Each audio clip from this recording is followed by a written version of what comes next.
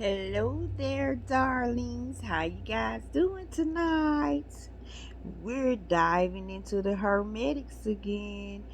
Y'all, I can't get out of the Hermetics. These are the most beautiful texts I have ever read.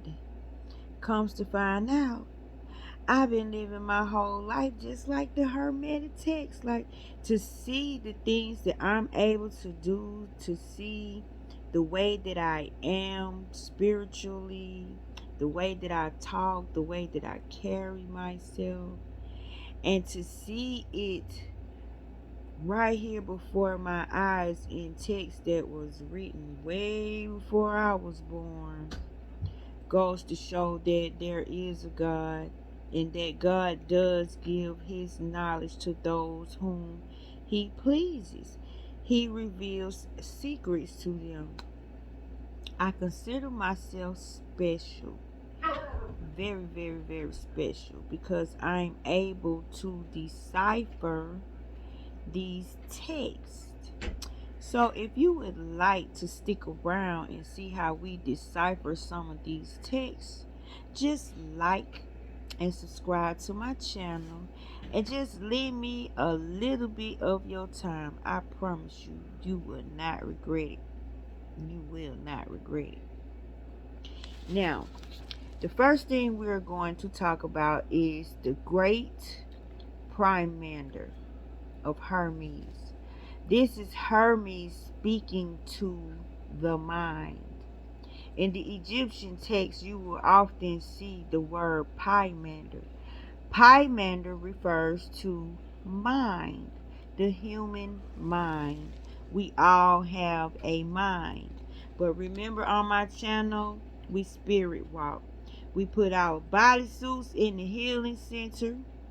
We tell God to take care of our body suits, all of our ailments, all of our discomforts, all of our disjoy, dislikes, all of our depression, all of our problems, all of our issues.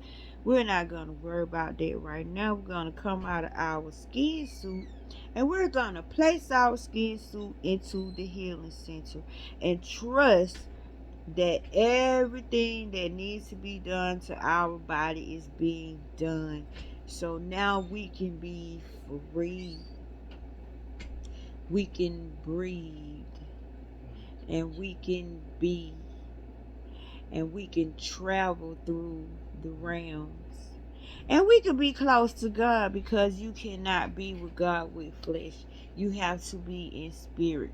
So the only way us folks can get into the spirit realm, we have to go into our imagination and really stick to your imagination. You can't come out of your imagination.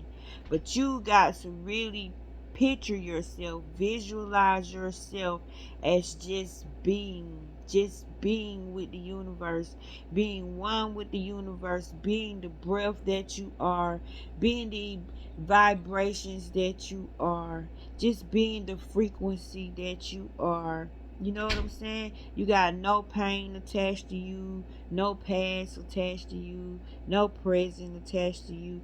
You're just being and you're just wandering around, okay? So we're going to handle kingdom business while we're in this state of mind, while our bodies are getting worked on. Man, y'all got to like and subscribe to this lesson because you're never going to look at your mind the same again.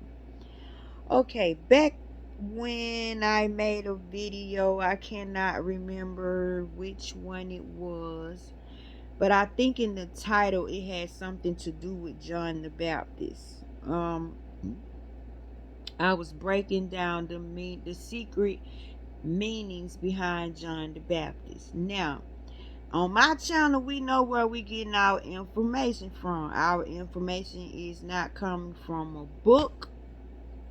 The information is coming from inside and then it appears outside.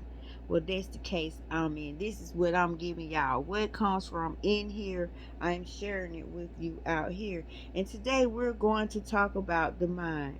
I made a video about the mind And when I wrote my book that is now selling on Amazon, I wrote about the mind. So my things have already gone forth, right? Just imagine how I'm feeling. I already been doing this stuff, and I wrote a book on this stuff, and I'm sitting here reading the Emerald tablets, and I'm actually seeing my actions come to life in the Emerald tablets. Now, you gotta be in imagination form with me to get what I'm going to tell you. I'm going to tell this story again, which I've told already on my video, as I've already stated that I made it a while back. The words are alive. I have tapped into an ability where when I hear a word, it speaks to me. Words have personality. Words have character traits. Words group up and create thought. Thought has legs. Remember that. Thought has legs. So these words were coming to me, and these words were explaining to me how things got crunk up in the beginning.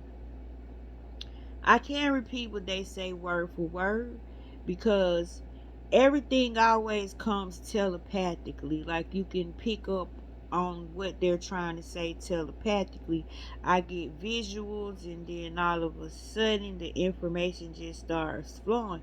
And sometimes I'm blown away by some of the stuff I hear because I'm like, Lord, do you want me to repeat this? Do you know how it sounds? It's going to go against like a lot of things that everybody believe. But if you want to get with God and you want to get close to God, you're going to have to unlearn yourself to relearn, okay?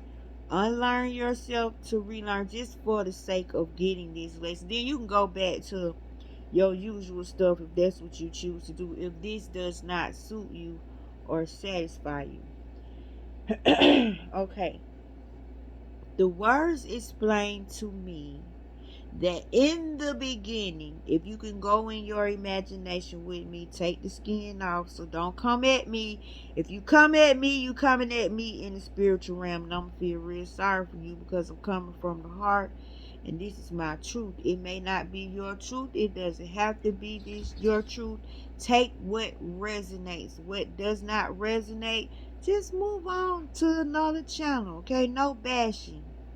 All respect on this channel. But this is what the words explain to me. That in the beginning, God hovered over the water. And I'm putting it in a way that you can visualize it with your mind, okay? God hovered over the water. He saw his reflection for the first time. He fell in love with his reflection. I guess God never really saw what he looked like. They didn't have mirrors. Mirrors didn't exist, I guess. So he enjoyed his reflection so much, he played in the water. He fell in love with the water. God being God, a creator God, he meshed with the water, meaning they mated. It might sound crazy, but you're not going to get it in the flesh form. Just think of this as an imaginary story that I'm telling you, okay? Let it be a good story. Don't make it your belief or anything. Just listen to it as if I'm telling a story. And just see if you get anything out of the story. Excuse me. But he made it with the water. He fell in love with the water. They were fond of each other, right? As he looked into the water and he saw his reflection, there was a that first then created Jesus, the one that we call Jesus, the one that we say died on the cross, the one we say came down here for our souls to be saved, the one we call Savior, the one that we worship and the one that we adore, was the reflection of God. Now, to understand God, you have to understand that every part of God breaks off. Every part of God has a duty, a job. He can command any part of him to do anything. He is not a whole being. He is everything. So all the parts of God have their own thing going on, meaning his wisdom, his justice, his faith, his hope, his love, his admiration, his desire, his despair, his respect, his love, all of that are, if you can go in the imagination, put it in deity form, put it in a godly form, dress it up however you want to, make that thing mighty and powerful. But these are the aspects of God. Just like we have a liver, we have a lung, we have lungs, we have kidneys. God has those things, but those things are words. Those things are alive. Those things are aspects, okay? Not actual organs, because you can't put human thinking onto God, but actual aspects, actual vibrations, vibratory things. Okay. They told me, the words explained this to me, that his reflection he wanted to interact with. But him being the creator God that he is, he cannot be around everything because he will mesh with everything. So this is why God is in a realm all by himself. He's in the top part of heaven. And the commands always come down. This is in the Hermetics. But this is what the words explain to me. His commands come down. He wanted to play with Jesus. Imagine you wanting to play with your child, but you're almighty and all powerful, and you can't because you would probably hurt him, transform him into something, morph him into something. It wasn't a smart thing to be around him because you are God. You mesh and mate with everything. You are everything. So God came up with a plan. Him and Water, his lover, his woman, his boo boo, his honey poo poo, if you want to call it, his boo bell, his baby, his girl. Excuse me, guys. I've been sleeping in front of a fan, having hot flashes. So when they they came up with a plan to create something called a mind. M-I-N-D. A mind is something all of us have. But they created this mind as to be a pet to his reflection, which is Jesus. He gave him a pet to play with. But this pet was almighty and all knowing. Everything that God is, he put inside that mind because he wanted his child to know him. He wanted his child to be knowledgeable of him. He wanted his child to be knowledgeable of it all. His reflection. You got to stick with me in the spirit realm to get it. Don't go flesh on me. You're going to jump ship. Stay in the imaginative where I told you I'm going to give your imagination a workout on here. You say you don't know how to imagine? Well, I bet you imagining now. So they created this mind. This mind taught Jesus everything. This mind loved Jesus. This mind played with Jesus for eons and eons and eons and eons and eons. Okay.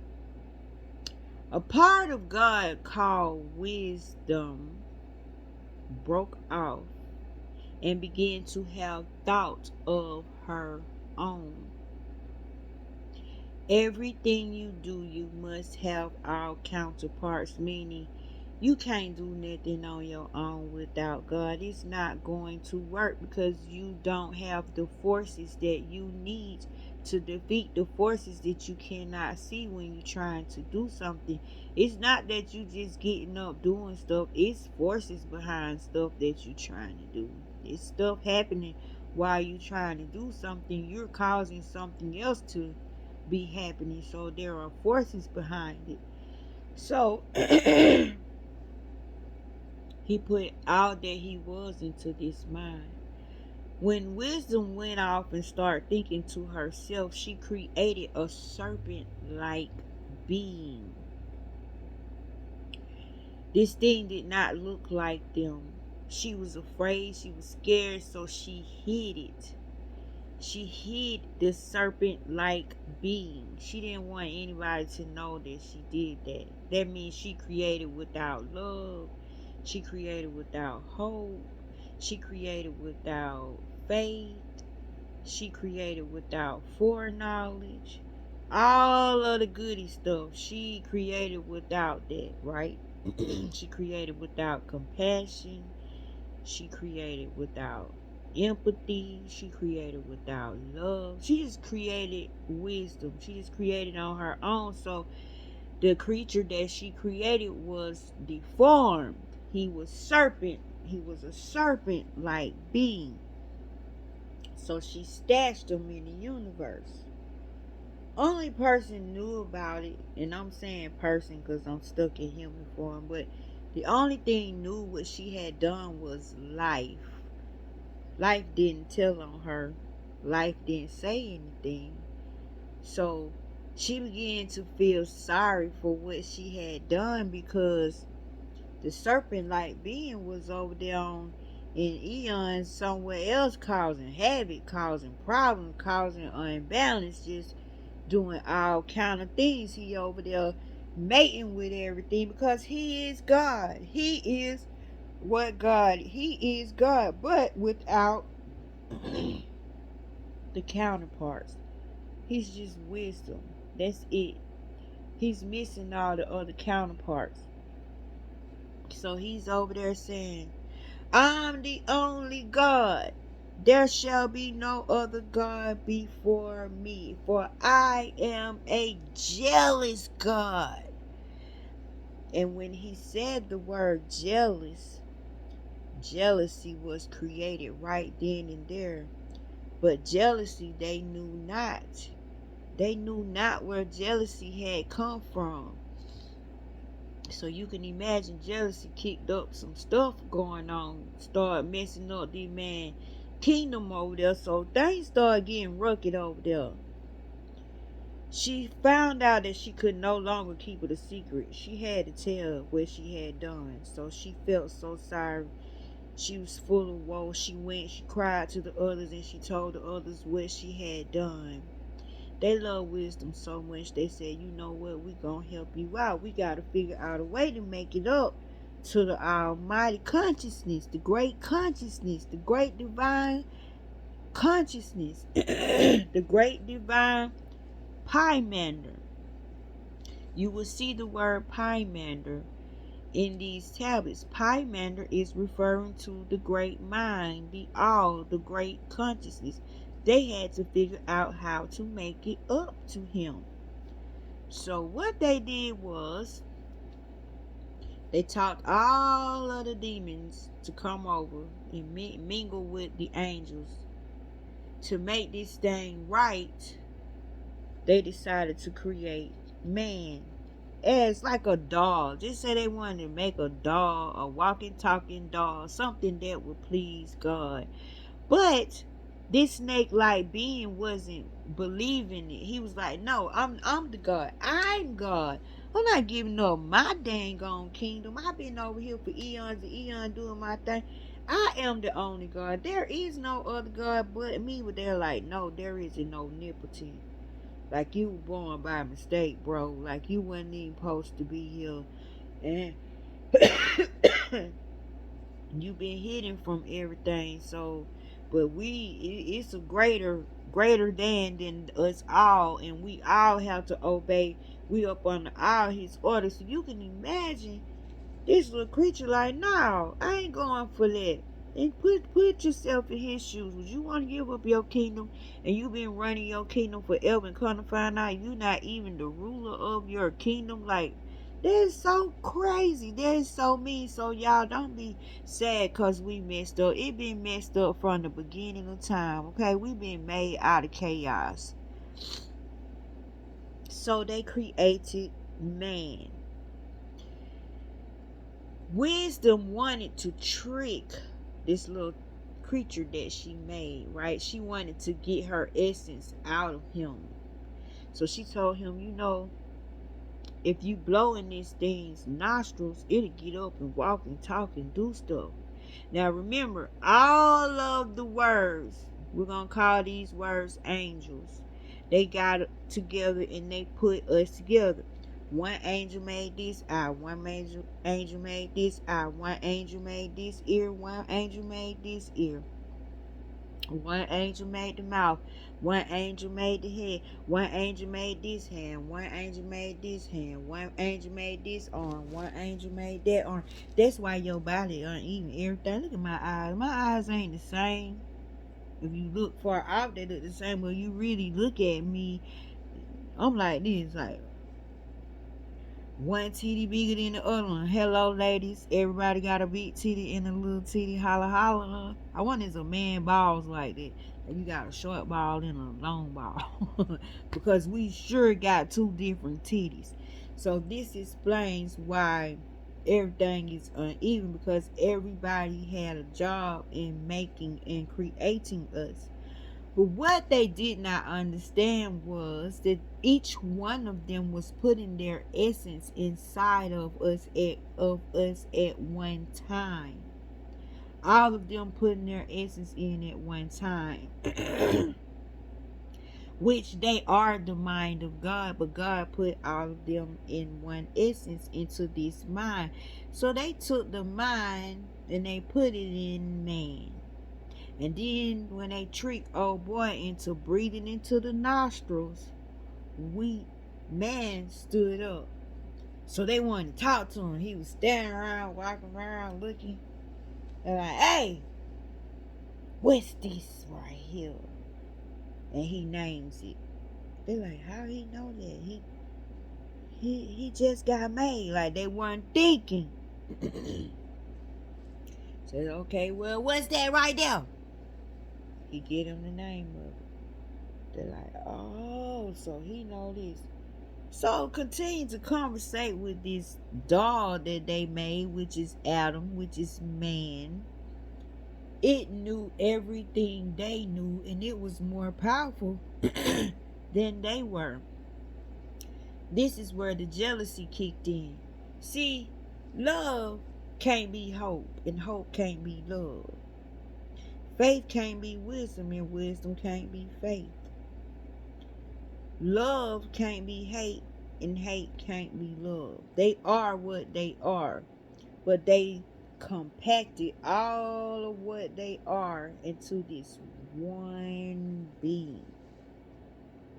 That's why they didn't have to teach Adam nothing.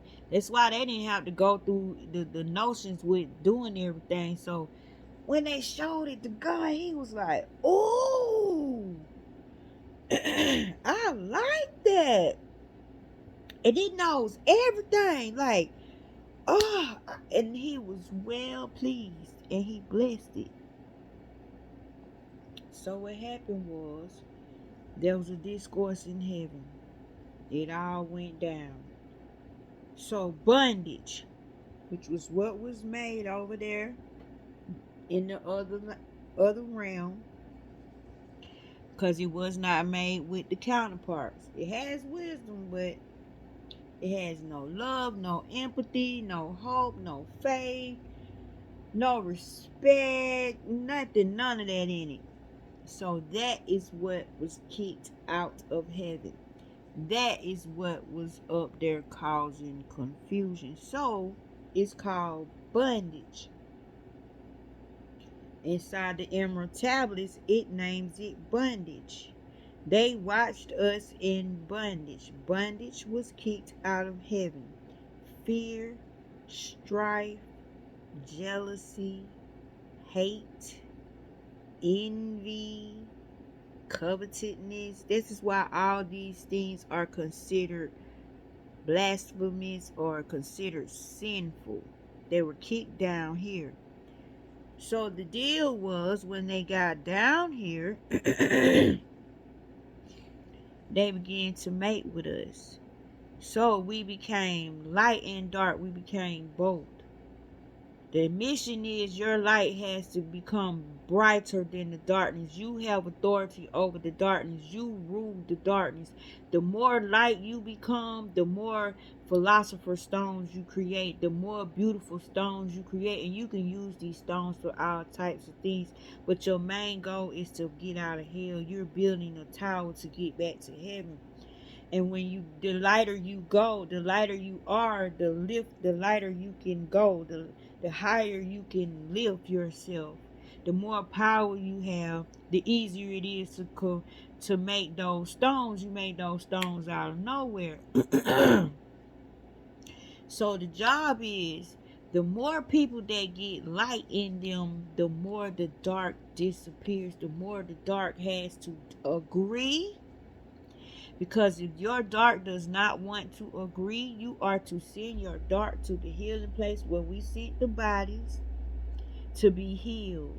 And the command is, you are not to come back unless you are in agreement, unless you are in harmony with the rest, unless you are obedient, unless your heart has truly, truly, truly changed and you with what God is with, you're with the plan. You're not going to be a resistance anymore.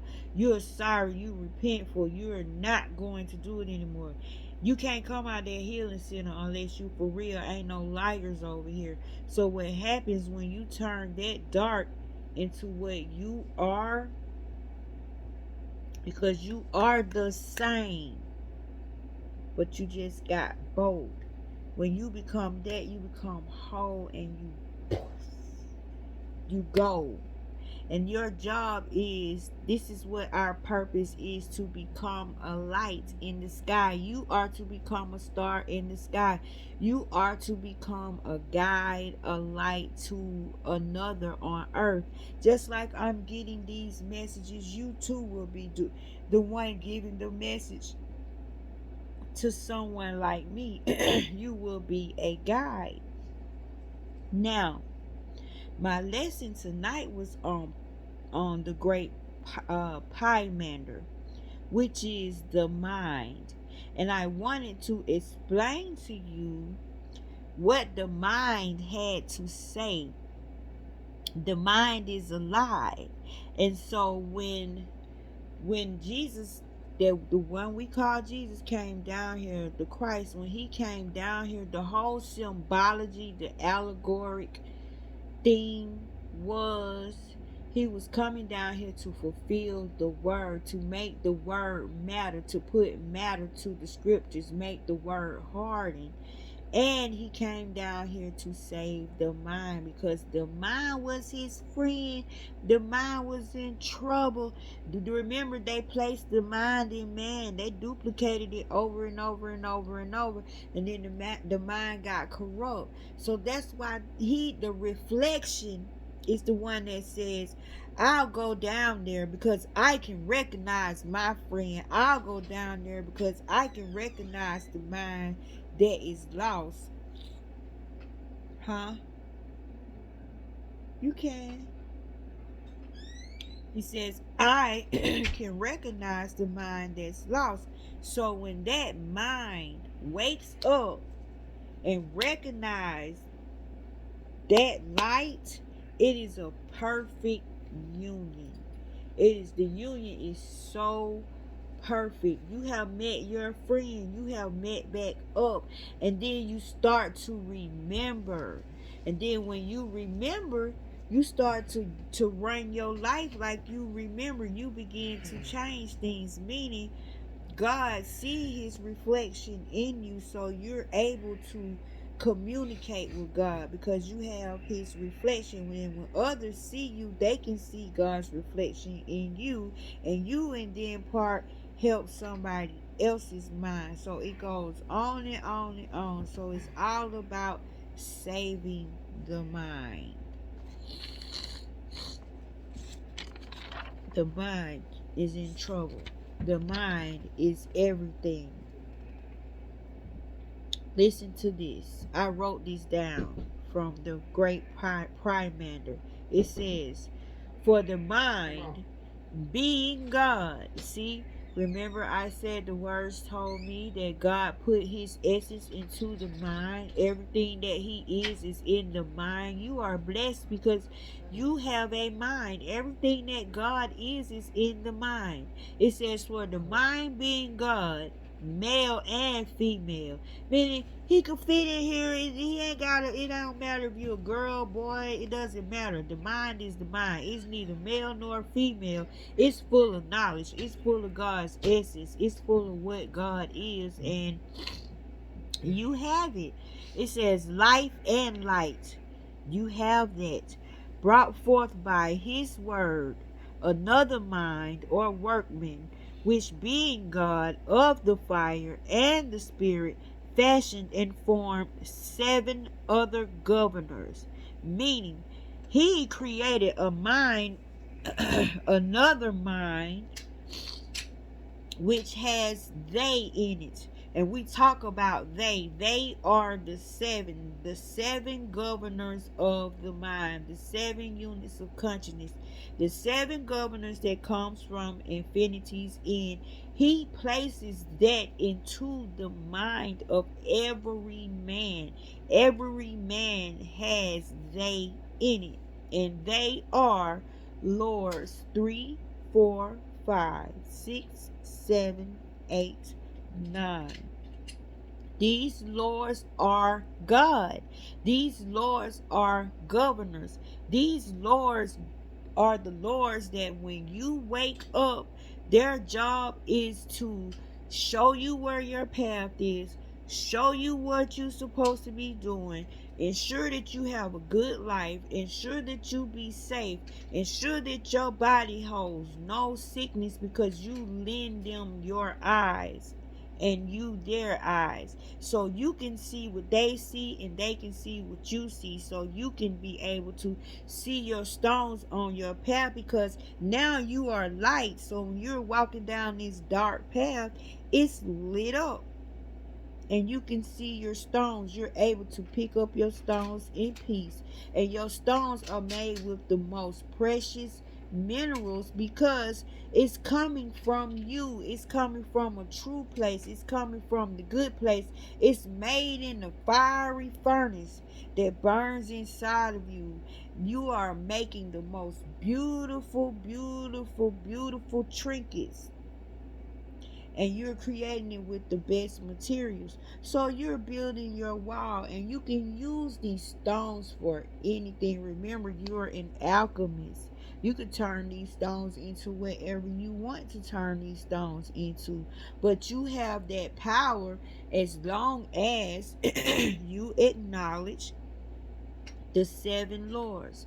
As long as you acknowledge that you need help, as long as you acknowledge that you cannot make it by yourself, as long as you can acknowledge that you have a mind that is intelligent and that your mind was placed inside of you to look out for you, for things to work out, and for you to have a good life and not go through this craziness. Get to know your mind. Talk to your mind.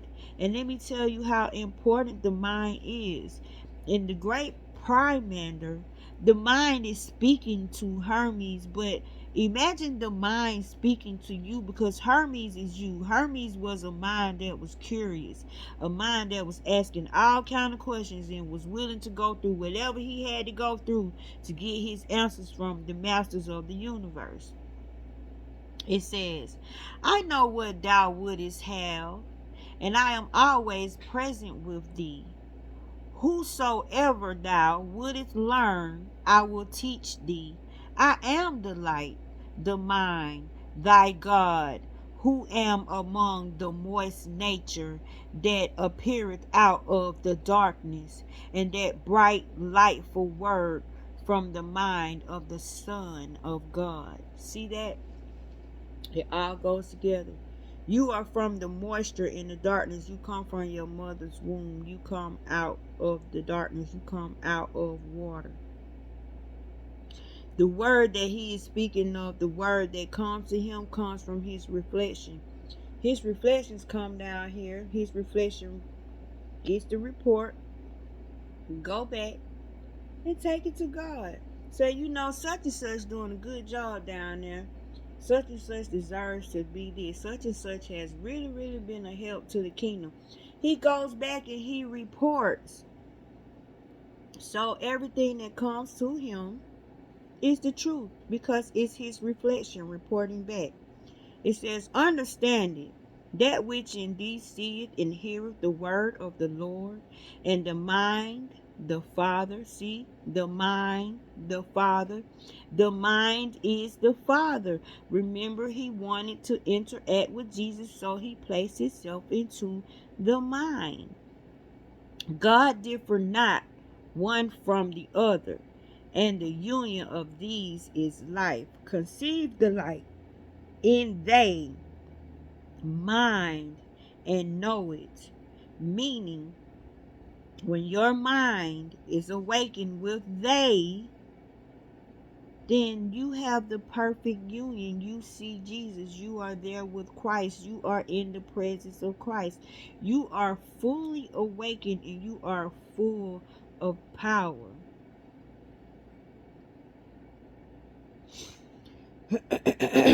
You are the most powerful being on the planet. You can make change just by sitting at home. You ain't gotta go nowhere. You don't have to stress yourself.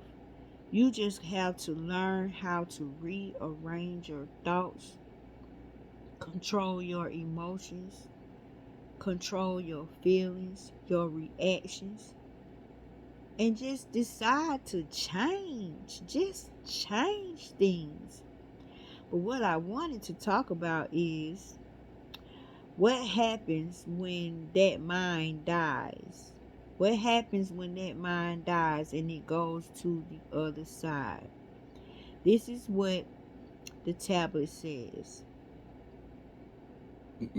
I, the mind, cometh unto, meaning the mind will be telling on you, like your mind finna be telling your business. It says, body given up to alteration. The form which it had becomes invisible, meaning you're no longer this, you are that over there, what we trying to be right now. The idle manners are permitted and left to the demon.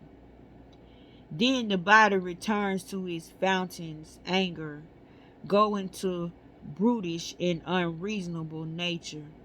The rest striveth upward by harmony. This is what this means. You know the parable, if one of your eyes cause you to sin, it's best to pluck one out and enter to heaven with the other one than to have that one that sins. So what happens is when your body is altered and you are just spirit, you're sitting there, you being all truth, you are everything that you ever was on earth. The parts that were ugly, the parts that were demonized, the part that darkness just took control of, and you didn't try to straighten it out, you didn't want to straighten it out, you didn't give a god done, you were being boastful about it, you were having fun being evil, you just being the nasty self you can be. Those parts are broken off and given to the demon that is inside of you to devour you. Yes, since you couldn't conquer the demon and you was enjoying everything that demon was doing, you became more dark. The demon conquered you. When you get to heaven, you're going to be testified against by your life. A lot of people say your heart, but this says you're going to be testified against by your mind. So if you did not become more light, those parts of you are going to be given to the demon to devour and do whatever they want to do with it. So that take care of that hell theory. The part of you that is light The part of you that is in harmony, the part of you that you did get together, goes upwards into harmony, and it becomes light amongst the men of the living. It becomes a voice, it becomes goodness, you become a guide. And the sad part about it, you may become a guide to the person you dogged out the worst. God will make you see the good that this person had. God will make you see the love that this person had. God will make you see what your actions was actually doing to this person while you were enjoying being in your evil. See, up there, okay, we can do something to hurt somebody, it's cool. But if you actually see your actions alive, like your actions actually doing stuff, and you can actually see what your actions are actually doing to the innocents that you're attacking, that is a horrible thing to see, but you're made to see that. And you're made to be a guide. And I feel like that happened with my father, y'all. I see the good in my father now more than he was alive. I can feel my father's love around me, and I can tell that my father is looking out for me, and I can tell that my father is sorry, and I do forgive my father, and I do welcome his presence every time he comes around, because I have learned to connect with him the way he is now. See, the ugly parts of him, they gone. So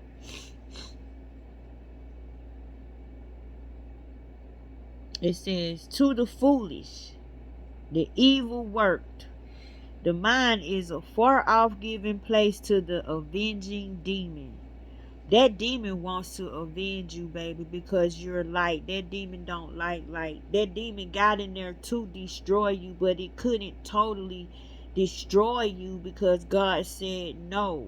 But since you wanted to be with the demon, hey, God said, go on and take them. You can have them. So you better hope some parts of you is light and the whole part of you is not dark. Because I can't imagine your whole self going over to the demon. God dang, at least save a little bit for God. Which applying unto him the sharpness of fire. Torment of such, and arming him with all wickedness, so he may obtain a greater punishment.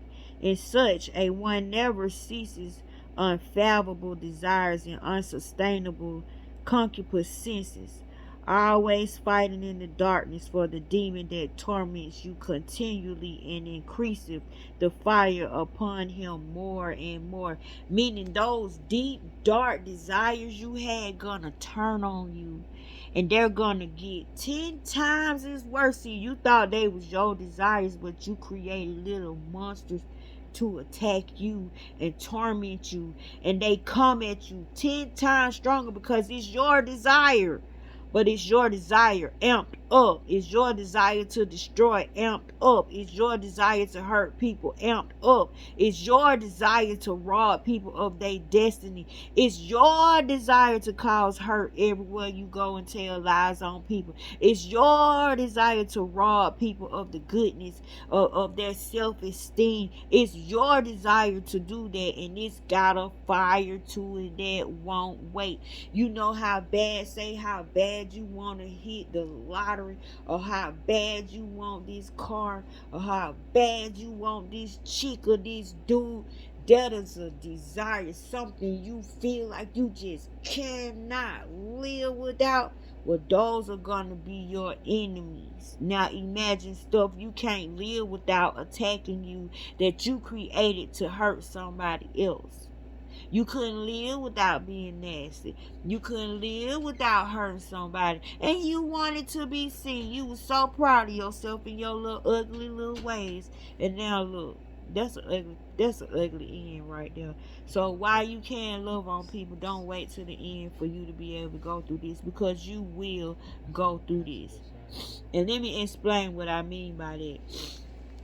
The first zone your badness gonna go to is It giveth the power it had of increasing and diminishing. Meaning, all that power you had to increase hurt in people's life and diminish them, belittle them, and all that stuff, that is what's gonna be on your ass. The plotting of evils and one effectual deceit or craft. Oh, when you plotted that evil, your plan worked. It was effective. Guess what? That is going to be on your ass. Ooh, I can only imagine what that looked like. The idle deceit of concupiscence. Y'all, I can't think of that name. So I'm skip down to the next one. I can't say that word. But the desire of rule and unstainable ambition. Man, if you had a desire to be on top, and you were so ambitious that you wouldn't step on people, you wouldn't crush people, you wouldn't do whatever it gotta take. You don't care how you hurt somebody, as long as you get in that spotlight, that's all that matters. That is going to be on your butt.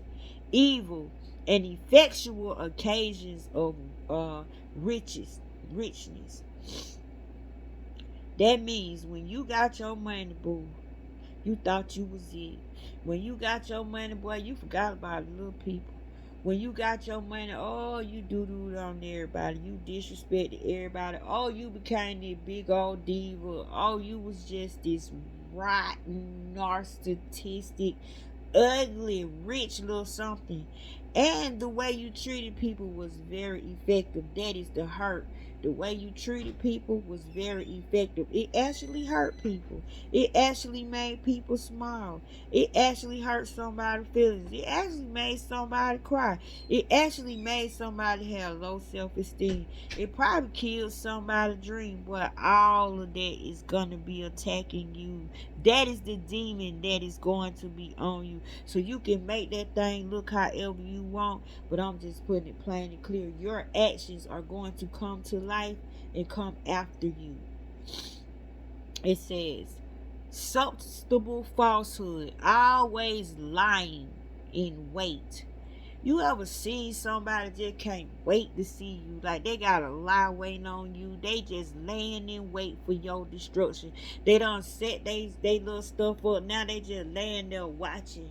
Waiting for the chips to fall, waiting on you to go through it. Some people get pleasure out of watching you suffer.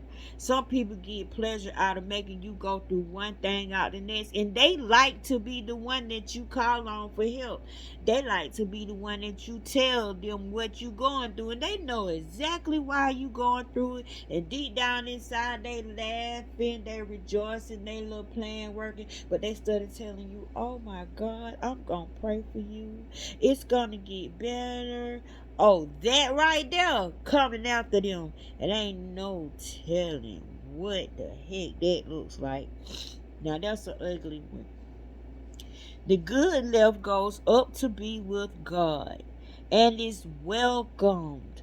The rest is left for the demon you carry.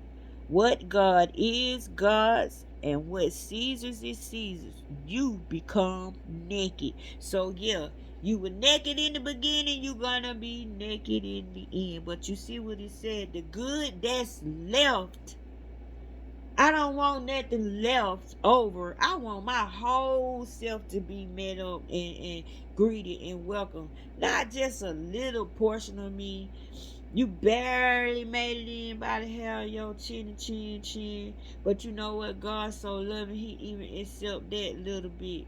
But then the rest of you is suffering for damnation for eternity after eternity. So that little piece of you gets to go on, be a help, be a light to somebody else. But boy, you'll be so smart. I don't want to be that smart. That's the way I'm picturing it in measurement. I want to be big when I go out there. I want to be my whole full light self. This darkness can kiss my you know what.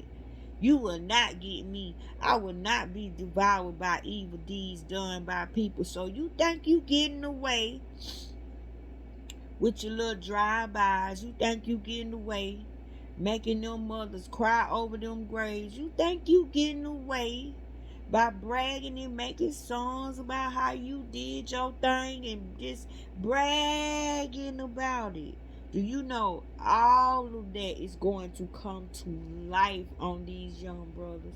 All of that, they don't even know what they doing now. I see why Jesus said, Lord, forgive them, for they know not what they do. If we knew it was that deep, we'll watch our mouth. We wouldn't say nothing negative against anybody. Well, I'm going to let y'all go. This was my lesson for tonight. You might want to rethink how you feel about somebody. You might want to rethink. Have you set somebody up for failure? You might gotta rethink. Are you just gotta be on top that bad that you stepping on the little people? Do you got so much money that you feel like you above everybody? Man, these are things you got to check. Do you push your things in people's face and brag about how good you doing and how bad they're doing? Like, do you insult people? Do you have a good time insulting people and lifting yourself up? Those are the things that's gonna come after you. Your own mouth, your own words. You creating demons. What type of demons though? Man, God ain't creating them. You are. And so therefore, they under your control. They ain't got no control. You can't tell them what to do because you're creating them in your own authority. God ain't gonna interfere with that. So guess what? You don't get no help. You don't get no help from the demons that you done created that's on your ass. Can you imagine a demon created because you done schemed somebody out of money and that person lost their house, their home, their wife? Like that one act caused a domino effect in that person's life, and that is gonna come alive and get you. So think about how you treating the next person. If you don't wrong somebody, you better hurry up and go and repent. You better call them on the phone and tell them you sorry and leave them folks alone and learn how to pray for them people and wish good for them people, because your dirty acts, yeah, you getting away with it now. Oh, how you making up lies and stories on people. All that is gonna come and get you. It's gonna come and get you. That is the command. And guess what? The mind said when that happens, I will not be there. I will not take part in it. It says when it's happening, I'm not there. So when you doing evil things, guess what? The mind done jump ship. People say, oh, he crazy in the mind. No, he doing all this stuff by himself. The mind doesn't commit evil acts. It's God. Your mind is God. The mind is not there to destroy you. So the psychologists and everybody got us screwed up thinking, oh, we crazy in the mind. No, you just not using what God gave you. So you out on your own. So all type of things are able to touch you and get to you and harm you and do things to you. So until you go with God, you on your own. You crazy been wet. Yeah, you is crazy if you out there on your own. But with God in there, you're safe. With God in there, you're sane. With God in there, you're going to come out. With God in there, you're going to come through. You're going to go over. With God in there, you won't start at the bottom like everybody else. With God in there, you will always start at the top. With God in there, everything works out. With God in there, you don't need money. With God in there, you don't need to put yourself in it at all. So get to know get to know the seven. Those are the ones that brought you here, and the ones that brought you here are the numbers to your birthday. Go back, look at my video, use your imagination. I wish you well. I pray if anything, all your goodness come to pass on you and love on you and kiss on you and just welcome you with open arms, not your evil acts. I love you, and you all have a beautiful night.